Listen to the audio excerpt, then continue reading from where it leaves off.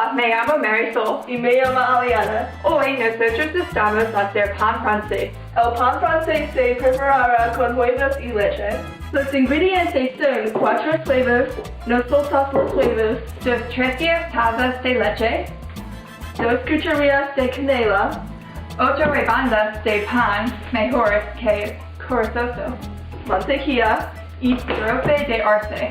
opcional 2 cucharillas piel de naranja. Se necesita usar un whisk. Primero, en un bowl, bate los huevos y pon el leche y canela en un bowl.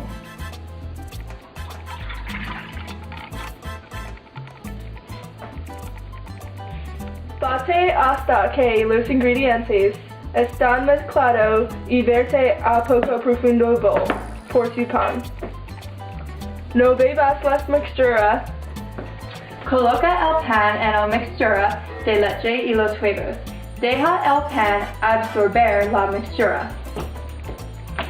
Agita la mixtura excesivo y pon el pan en el sartén. Ponga sirope de arce en el sartén.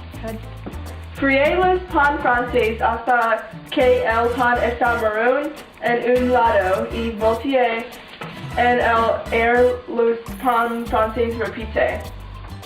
No comidas el pan caliente. Sirve con mantequilla caliente, sirope de arce y distribuya.